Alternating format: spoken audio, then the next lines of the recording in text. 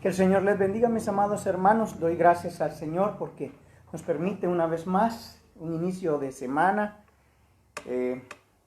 lunes muy bendecido.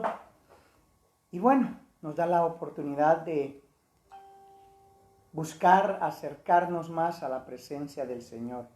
Así que aquí estamos ya en vivo. Gloria a Dios. Un saludo muy especial para todos ustedes. Desde donde les envío bendiciones en el nombre de Jesús y que la paz del Señor esté sobre sus vidas. Esta tarde vamos a continuar leyendo y estudiando pues lo que es la carta a los Gálatas. Nos quedaban ya algunos pocos versículos que tratar para terminarlo. Entonces hoy terminamos el capítulo 3. Permítanme, solo voy a contestar esto.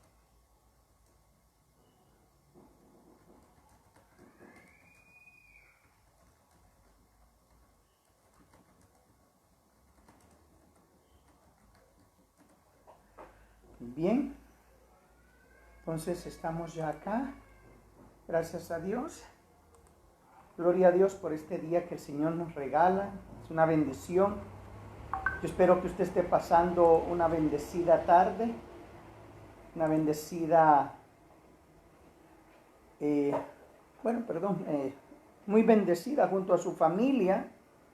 Ya casi va llegando una hora, nos queda para lo que es el toque de queda. Y siempre le animo pues a que estemos pendientes de obedecer las normas que se nos han puesto. Esta semana pues fueron impuestas nuevas normas de protección para nosotros, pues a la larga es para uno esa protección y tenemos que estar pendiente de ellas, sin quejarnos, sin renegar, porque mira pues, de nada sirve renegar, de nada sirve quejarnos, de nada sirve maldecir a las personas o a nuestros gobernantes, porque las cosas se van a dar como ya lo establecieron. Entonces, con quejarse, con maldecir a los gobernantes, a las autoridades, lo único que estamos haciendo es pecar. Y al pecar estamos añadiendo consecuencias que después no estamos seguros si vamos a poder enfrentar. Entonces, guarde silencio, siga las normas y espere en el Señor. Le estoy hablando específicamente a usted, mi hermana o mi hermana, para que no caiga en descrédito o no caiga en pecado. Le animo a usted, mi amigo, mi amiga también que me ve, a practicar esto también, porque realmente de nada sirve quejarnos. Realmente de nada sirve el que usted y yo expresemos nuestro descontento, nuestra molestia, porque nada va a cambiar, pues, y como digo, los que quedamos mal somos nosotros mismos. Los que quedamos en entredicho somos nosotros mismos. Y nosotros, como hijos de Dios, deberíamos o debemos mantener un buen testimonio. Basta ya el tiempo pasado que hemos tenido para dar un mal testimonio. Y de verdad de que cuando el Señor me confrontó a mí, me hizo ver qué terrible, pues, que su propia iglesia, el cuerpo de Cristo, los que Él ha encomendado para alcanzar a aquellos que no le conocen, con la luz que Él nos ha dado, con la que podamos iluminarles, seamos nosotros los primeros que demos el mal ejemplo, dejemos en entredicho a Cristo, pues, y a la iglesia, porque vuelvo a decir lo que dije hace unos días: justos pagan por pecadores. Tal vez no son todos los cristianos los que están cometiendo errores o los que están dando un mal testimonio, pero lastimosamente la gente no va a decir: algunos cristianos o algunos evangélicos.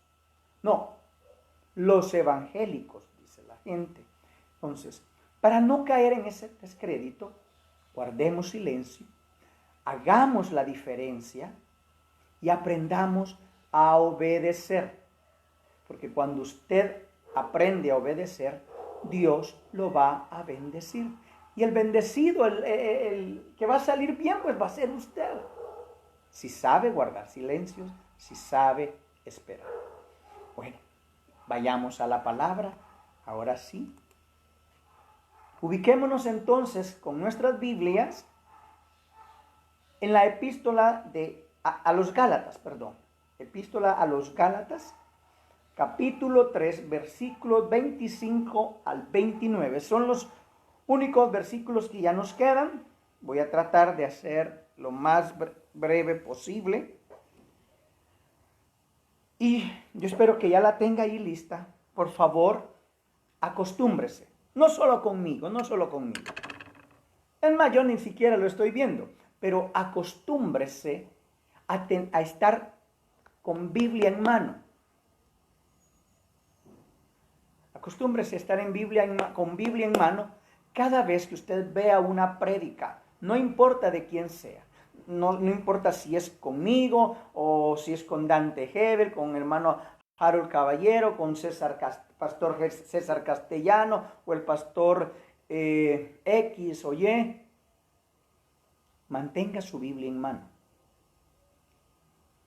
Porque se puede dar una mala sorpresa si usted solamente escucha sin tener evidencias. Miren, hermano, esta es nuestra evidencia, que lo que dice el pastor que está hablando frente a su pantalla, ya sea del celular o cualquier otro aparato, la palabra, la Biblia, es la única evidencia que usted tiene que lo que nosotros estamos hablando es la verdad. Pero si usted no acostumbra a tener la Biblia por pereza, por negligencia y por desobediencia, el único afectado va a ser usted, mi hermano. Usted, mi hermano. Seamos nobles como los de Betania, que cada vez que Pablo empezaba a predicar, a hablar, a disertar la palabra de Dios, ellos agarraban Biblia en mano y vamos a ver, dice él que eso está en Isaías, está esta profecía, y empezaban, y él herido fue por nuestras rebeliones, molidos por nuestro, aquí está, es cierto, sigamos. ¿Y qué dijo qué? Veamos, vamos a ver dónde está en Crónicas, ¿me entiende? Por favor, tenga su Biblia en mano. Y le voy a dar un último consejo ahorita. El tiempo está difícil. No se confíe, oiga bien lo que le voy a decir. No se confíe en tener la Biblia en un celular, en una computadora, en una tablet. Todos estos aparatos en un momento dado van a ser armas de dos filos, que en lugar tanto de beneficiarnos a nosotros, van a estar en contra nuestra. Y entonces van a desaparecer muchas cosas que usted tenía en su tablet, en su computadora o en su celular. Y el que no tenga una Biblia como esta, de papel, se va a quedar sin la oportunidad de leer la palabra de Dios. Entonces, vayamos.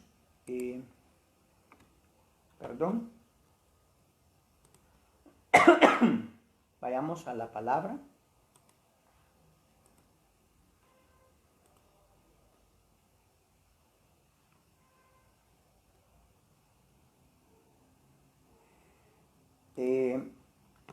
Permítanme, se me abrió una página que no quería. Aquí está. Está la palabra del Señor. Muy bien. Dice la palabra del Señor así.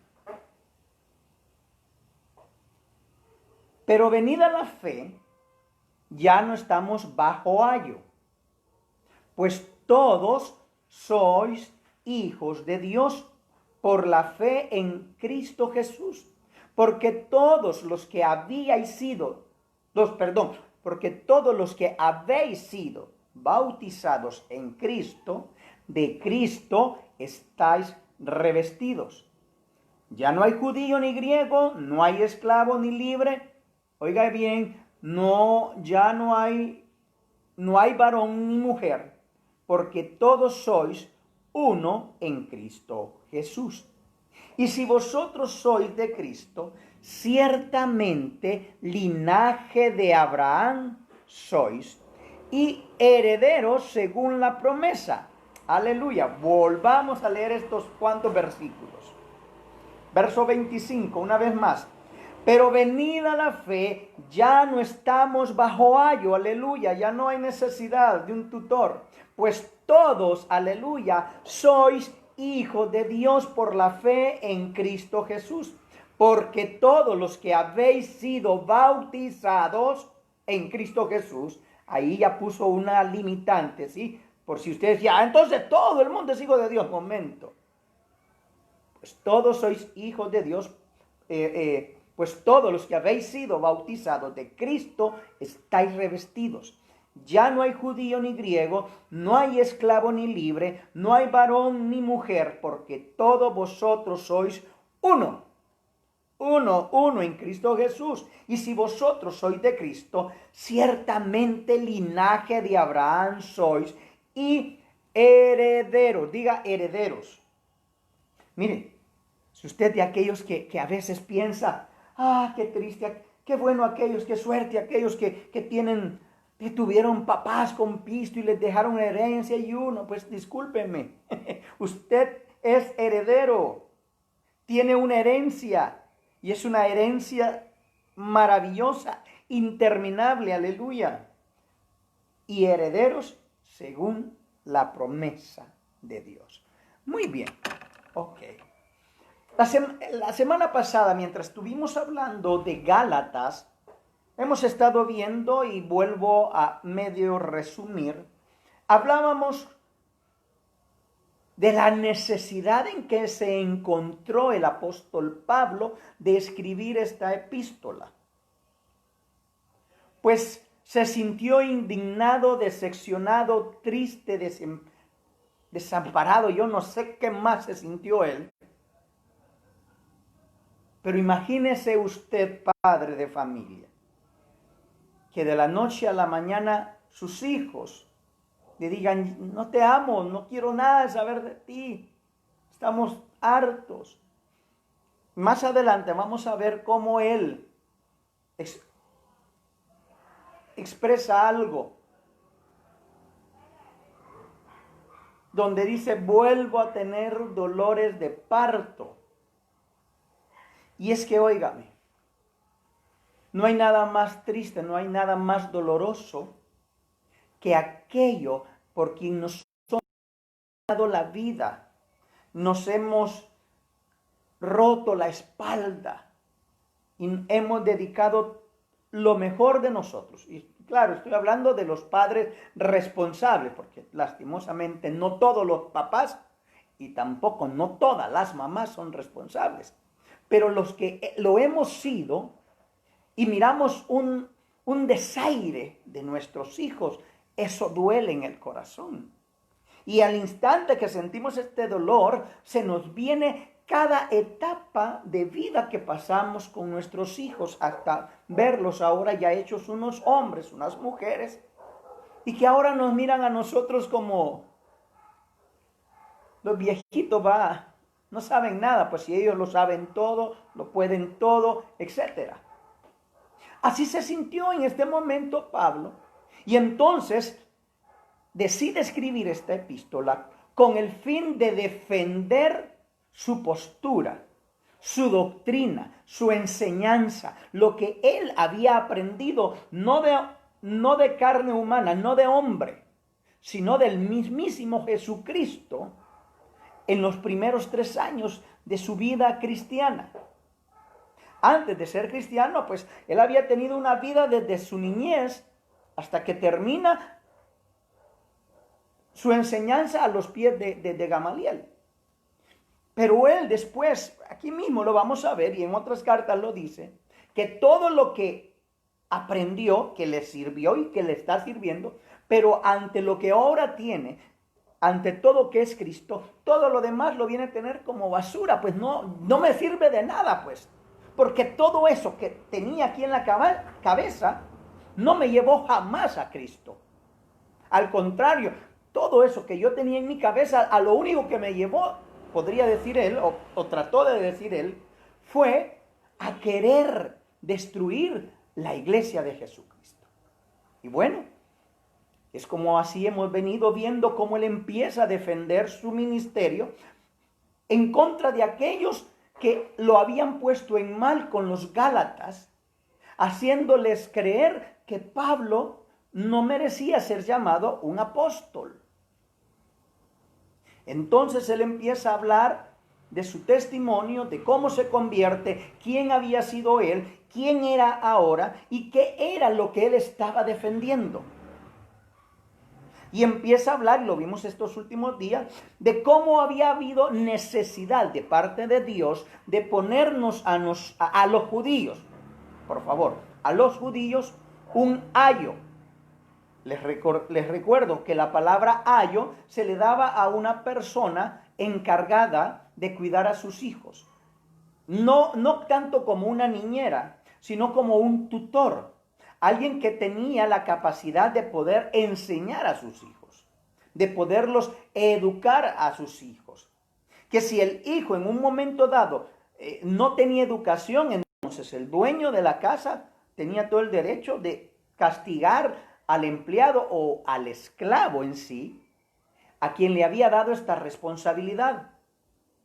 Y bueno, de esa misma forma, él toma la figura de este personaje, de este tutor, de este ayo, y la trae y la usa con la ley. Y dice, la ley fue nuestro ayo. Es decir, la ley fue quien fue puesta por Dios para cuidarnos, para que nosotros no saliéramos de nuestros límites, para que nosotros no cruzáramos estos límites y nos uniéramos con las otras naciones. Sin embargo, se dieron esas cosas y vino castigo, hubieron consecuencias terribles.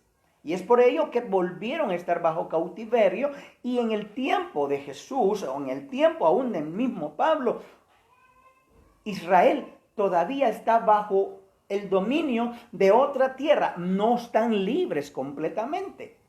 Y bueno, pero dice ahora, pero venida la fe, es decir, la fe que ya había sido prometida muchísimos años atrás, antes de que Jesús naciera. Tal vez unos 400, 500 o 600 años. Y si usted va a la palabra, óigame, la palabra o la frase esta que tanto se escucha en esta epístola, que es el justo por la fe vivirá, o el justo por su fe vivirá, no es una frase nueva que se la haya inventado el apóstol Pablo en ninguna manera. Es una frase o es una palabra dada por Dios en el Antiguo Testamento, donde algunos de los profetas mayores o menores, no me recuerdo, pero sé que no sé si es Oseas o Joel, uno de ellos dice, porque escrito está que el justo por la fe vivirá, porque Dios ya venía preparando el camino para todos aquellos que se iban a convertir en creyentes. Y como creyentes se iban a convertir en descendencia de Abraham. ¿Sí? Y en este caso, primeramente hablaba para los mismos judíos.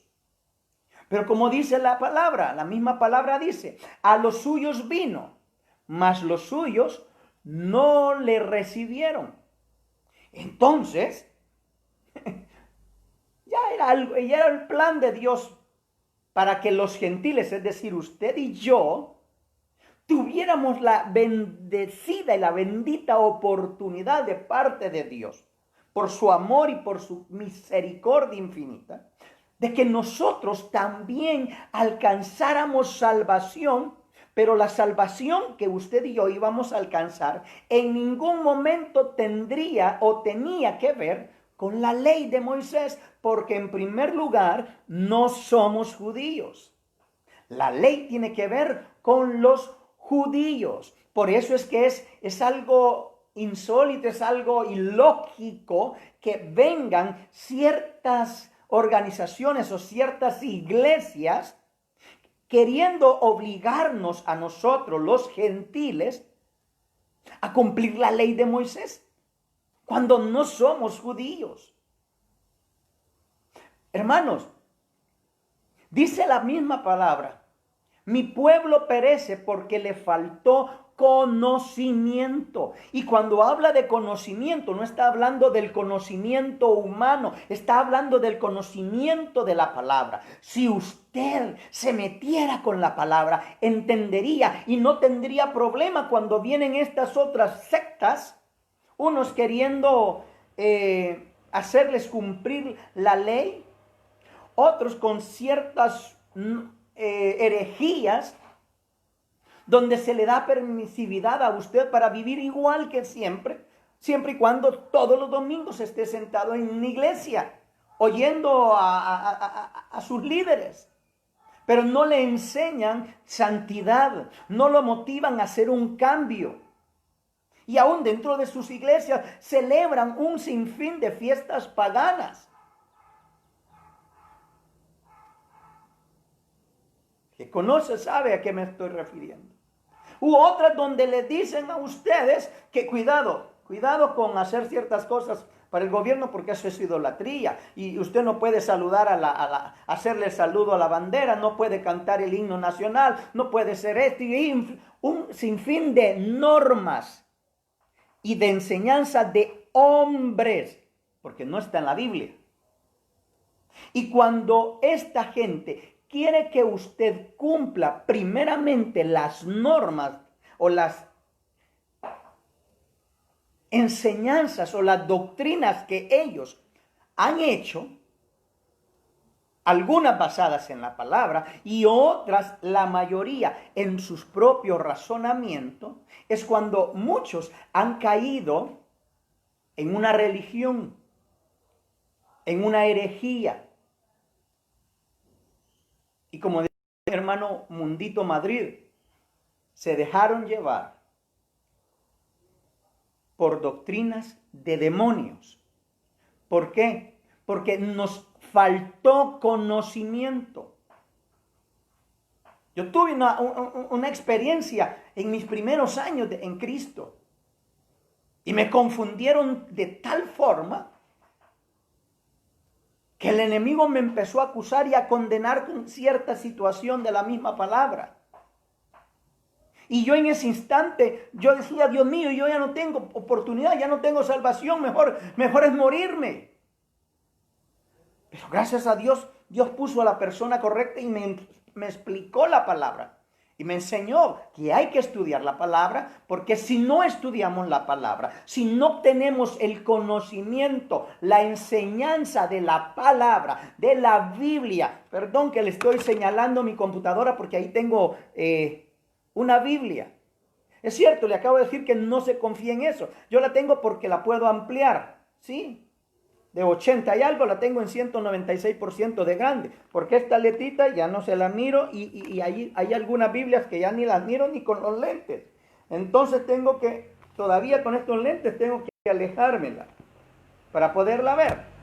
Pero me refiero a la Biblia, a la palabra de Dios. Léala, estúdiela, escudriñela. Algo que admiro de mi madre, y perdonen que voy a hablar de mi mamá. Ella misma me dice: deja de predicar, de hablar de la familia, de contar cosas de tu vida, habla de Cristo, me dice. Pues disculpe de usted, pero algo que admiro de mi mamá es que en el tiempo que ella tiene libre, ella ya no lo usa para estar prendida en la tele o estar prendida platicando o viendo qué mira la calle para ver qué hablamos o qué pasó. No. Ella está, cuando ya dejó de hacer todos sus quehaceres, ella está con sus lentes, con un cuaderno, con lapicero, subrayando y que mira aquí, que mira allá y que ya, fíjate que ya terminé tal cosa, ahora voy a comenzar nuevamente el Antiguo Testamento y este año casi ya me la leí 2 veces y ahora estoy haciendo un estudio de esto y todavía tengo que entregar los exámenes que tengo de teología, estoy sacando la maestría y todo es Biblia. Wow, digo yo. Porque yo quisiera ser como ella en ese sentido. Yo quisiera tener aún mayor esa pasión que ella tiene. No cualquiera le viene a decir una... Disculpe la expresión. Dice ella, eso. O cuando mi hijo a veces hace algunas de sus cosas, ¿verdad? Y yo a veces no digo nada, pero ella, Víctor, ten cuidado, le dice. Y ya digo, sí, Víctor, porque mira la palabra ahí. Y a veces aquel, sí, o bueno, ya lo conocen ustedes, ¿verdad? El punto es la palabra. Mi pueblo perece porque le faltó conocimiento. ¿Qué conocimiento? La palabra de Dios. Por eso es que un montón de cristianos están en la iglesia, pero de repente tienen una reunión con estos de las otras sectas. Ahí andan un montón de tocándole buenos días y que no sé qué, y que son muy, muy educados, qué bonito, me encanta eso, porque hay algunas cositas que deberíamos tomar, que a veces nosotros no las tenemos. Pero hay un montón cuando yo lo miro, digo, ya me le van a meter un espíritu de mentira, porque ese es el problema. Cuando usted le abre la puerta a estas personas y les permite hablarles de su doctrina, hay un espíritu de mentira que entra por sus oídos y de confusión. Y después usted ya no sabe cuál es la verdad, si la que usted tiene o la que ellos dicen. Y después cuando sentimos, ni a una ni a la otra, porque quedó decepcionado de Dios porque ya no lo entendió, dice. ¿Por qué? Porque les faltó conocimiento de la palabra. Bueno, ya les dije, Ayo es un tutor. Pero venida la fe ya no hay necesidad de Ayo. ¿Por qué dice? Pues porque todos sois hijos de Dios por la fe en Cristo Jesús. Todos sois hijos de Dios, ok. Aquí tenemos que tener un poquito de cuidado, porque si no sabemos interpretar la palabra de Dios, cualquiera nos puede decir alguna otra cosa incorrecta. Todos sois hijos de Dios. Es una afirmación para los que están en Cristo Jesús. Entienda esto bien. Aquí está especificando Pablo, porque Pablo le está hablando a la iglesia. No le está hablando al mundo. Está hablando a la iglesia. Todos sois hijos de Dios, los que están en Cristo Jesús. Es decir, es para la iglesia de Cristo, no para toda la humanidad. Claro, hay ciertas iglesias herejes que han enseñado que todos somos hermanos, porque Dios es Padre de todos. Mentira, discúlpeme. Y no estoy haciendo acepción de personas. Porque, oiga bien, ¿por qué le digo que no estoy haciendo una acepción de personas? Estoy predicando esto para que muchos de los que no son hijos de Dios puedan abrir su corazón y se conviertan en hijos de Dios y con ellos se van a convertir en mis hermanos. Ahí entonces podremos decir, sí, hoy es hijo de Dios, hoy sí es mi hermano.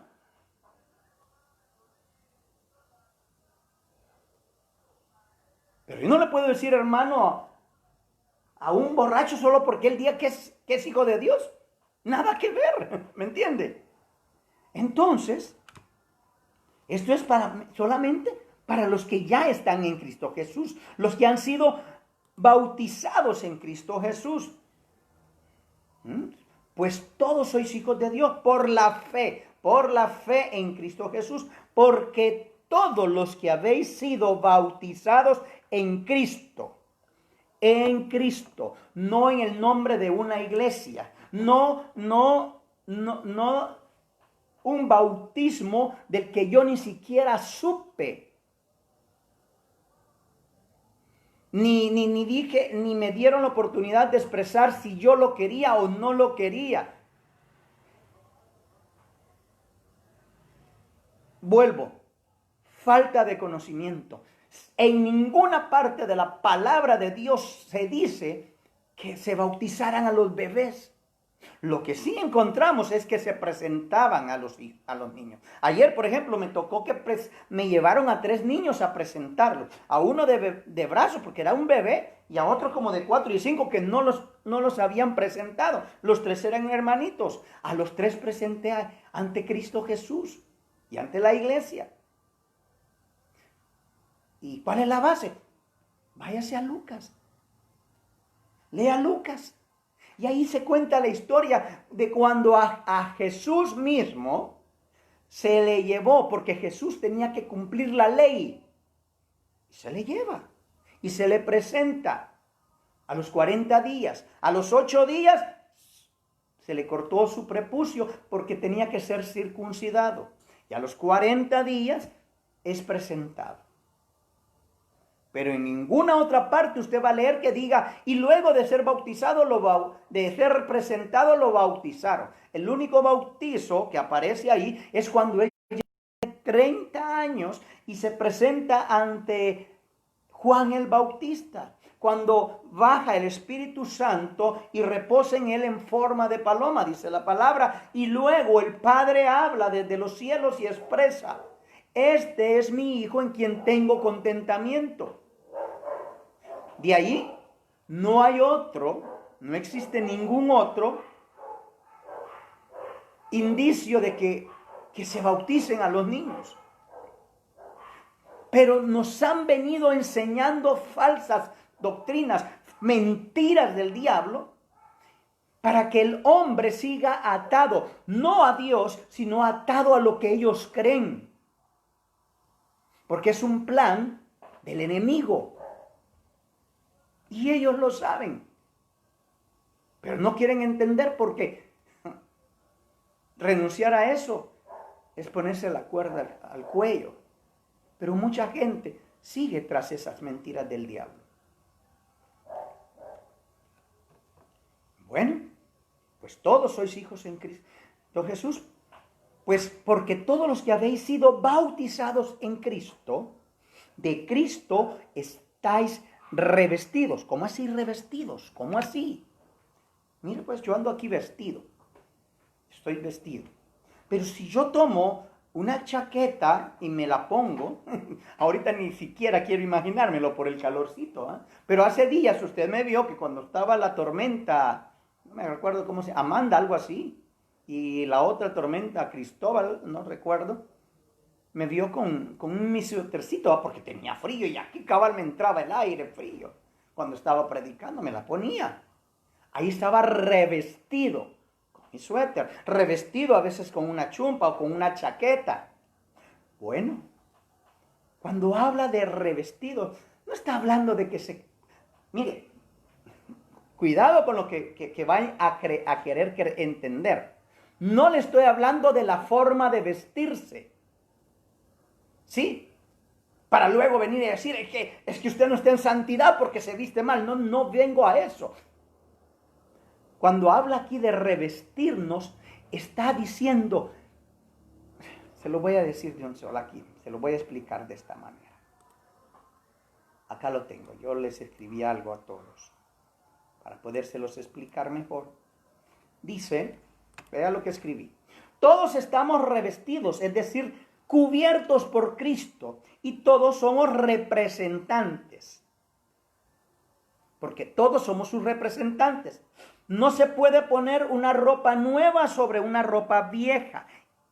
¿Está hablando en sí de ropa? No, está hablando de nuestras actitudes, de nuestra forma de actuar, de nuestros hábitos. Jesús mismo dijo, ¿puedo echar vino nuevo en un odre viejo? No, dice, porque el odre viejo se romperá y el vino nuevo se echará a perder. Tampoco puedo poner un remiendo nuevo sobre un vestido viejo, porque lo nuevo estirará lo viejo y lo romperá y se echará a perder. Estaba hablando de nuestras actitudes, de nuestra clase de vida. Se lo voy a decir de otra forma. En Efesios capítulo 4, estuve predicando hace 2 domingos de esto.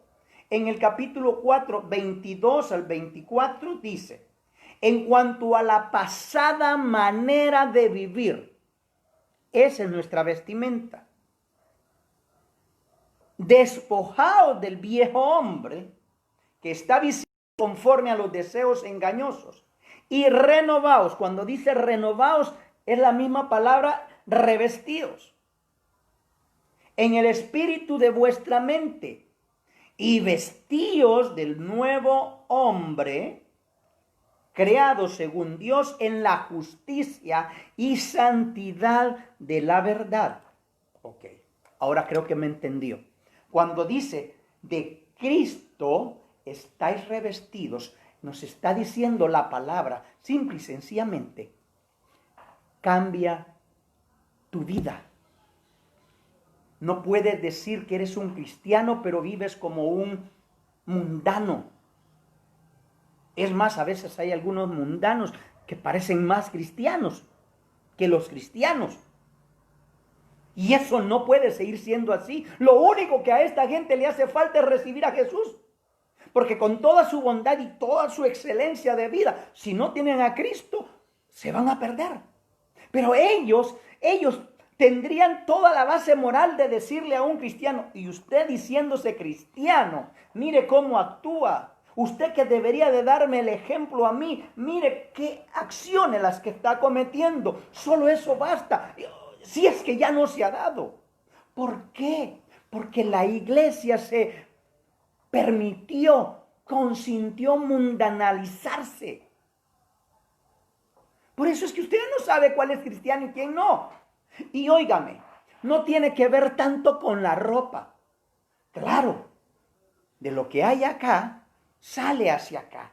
De lo que tengo en mi corazón, va a hablar mi boca. De lo que hay en mi corazón, voy a mostrar en mi forma de vestir.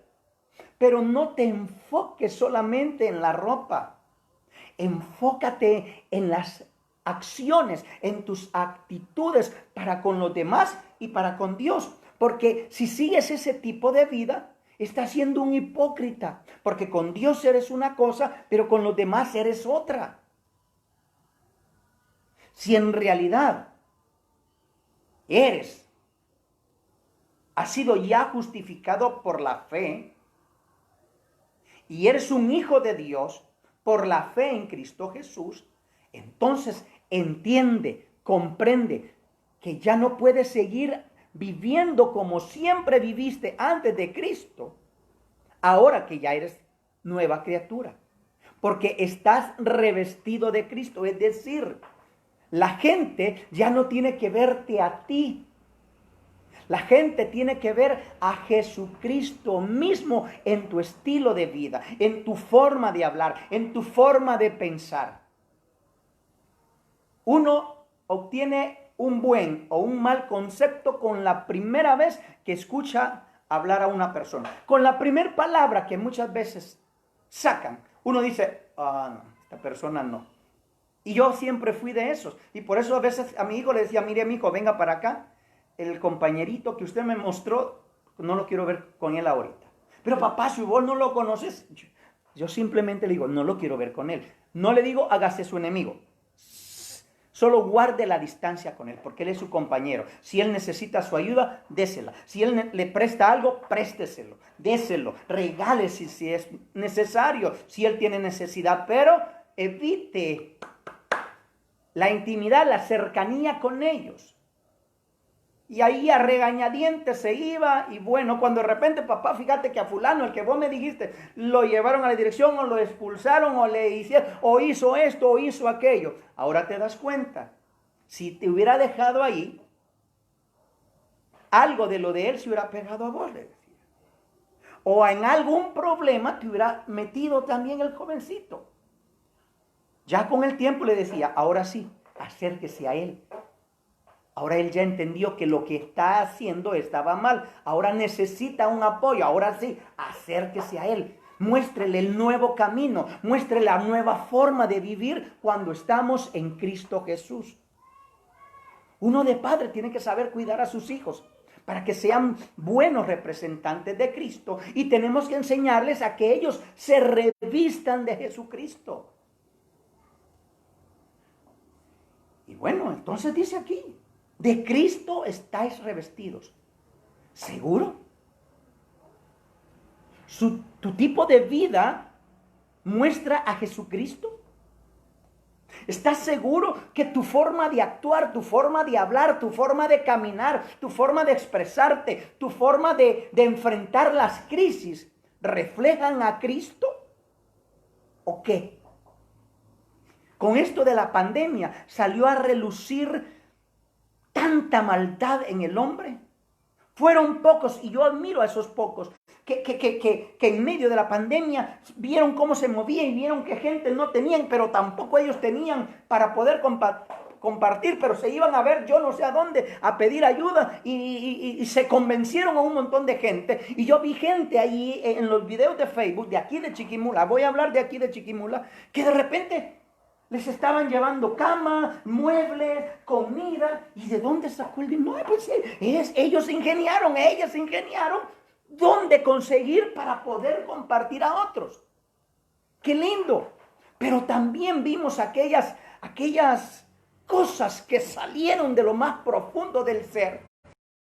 A hacer maldades, como por ejemplo, golpear a los enfermeros, golpear a los doctores, no permitirles la entrada a sus hogares, porque tenían miedo que lo fueran a contagiar. Y si se daban cuenta, ustedes fueron testigos. Y si se daban cuenta de que había algún enfermo o alguno contagiado en su colonia, querían llegarle a quemar la casa, a apedrearle la casa y si era posible a sacarlos y a matarlos. No me dejan mentir. Porque es ahí, en las crisis, en los momentos difíciles, que sale a relucir lo que en realidad eres o soy o somos. ¿Por qué? Porque va a salir a relucir de quién estás revestido. ¿De quién estás revestido? ¿Realmente estamos revestidos de Jesucristo?